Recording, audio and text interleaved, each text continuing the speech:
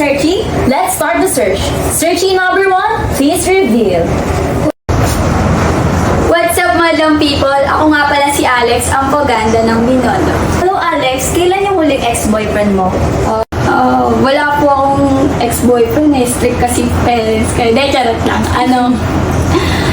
Sabi ng papa ko lang daw baby girl na. So, naganap din ako ng baby girl ko, di ba? Di ako papatalo, so, yes po, I'm a bisexual.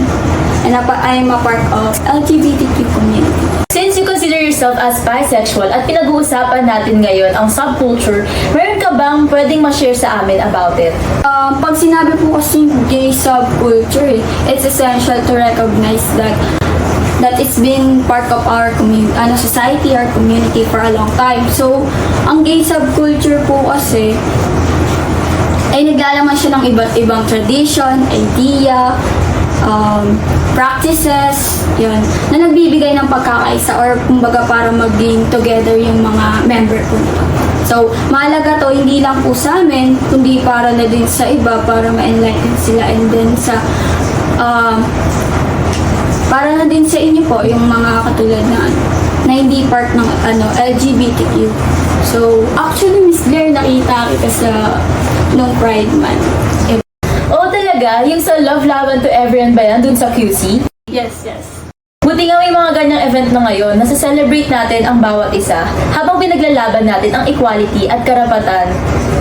Oo nga, buti nga ngayon meron ng ganyan. Kasi dati, nung panahon nung 1969, hindi siya legal, kumbaga illegal siya sa New York, kaya nagkaroon ng actually hindi naman talaga siya riot. Kumbaga, yun yung typical gay movement ng mga gay culture. Tapos nung kumbaga parang naging sobrang wild nga po, naging riot na po siya kasi may nag-throw daw po ng bricks or di malaman kung anong binato, pero may nagbato daw po. Tapos doon na nag-start yung riot. Ngayon, nasa-celebrate na yung mga ganun ng Malaya, di ba? Tulad ng mga Pride Month, or like nung nakita ko kay Pride Month, tapos nung meron ngayon, drag shows, di ba? Yung mga sikat na drag show, mga drag queen. So, ayun. Ayun, thank you so much Alex sa ibinahagi mong kaalaman. Nakakatuwang malaman na sa pamamagitan ng mga celebrations na ito, mas marami ang mahihikayat na maging totoo sa kanilang sarili. Tama partner, at nalaman din natin na meron palang origin ang gay subculture. So again, thank you so much, Searching number 1, at magbabalik po ang Subculture for You. At nagbabalik ang Subculture for You. Let's now proceed to Searching number 2. What's up, madlang people? Ako nga pala si Ayesha, ang gangster chick ng Tondo, Manila.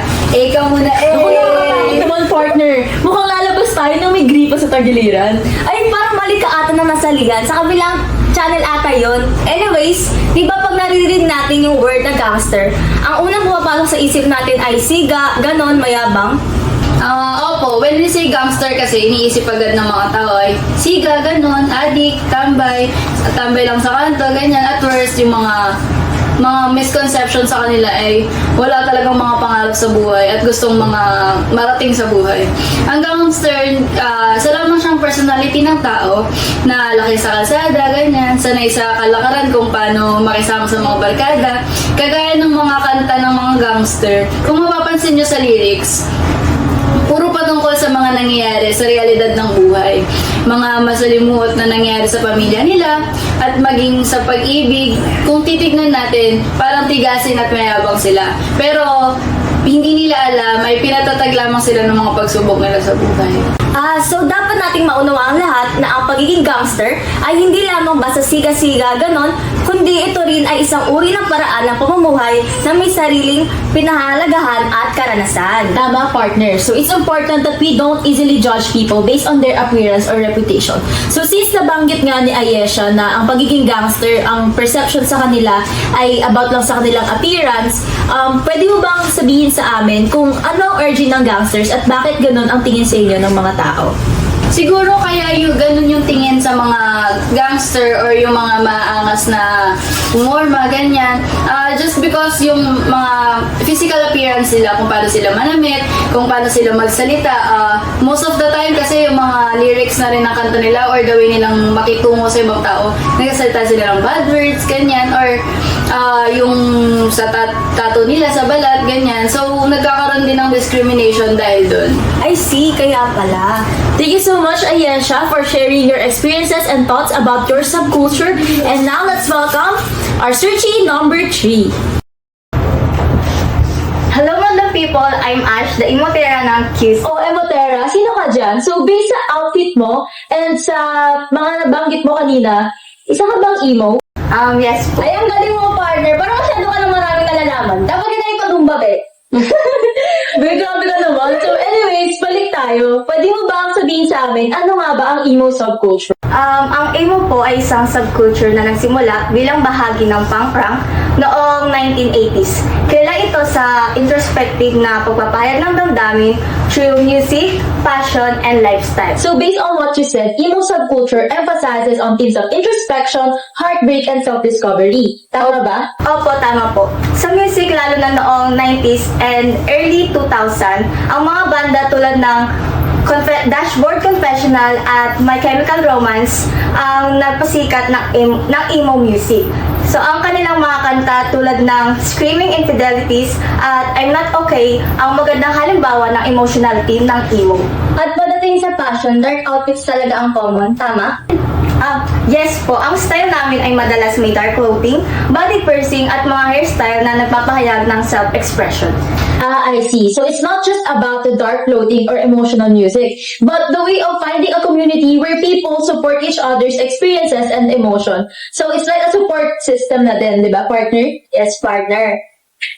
Matanong ko lang, since nabanggit mo kanina na nagmula ang punk sa emo, ano ang pagkakaiba nila?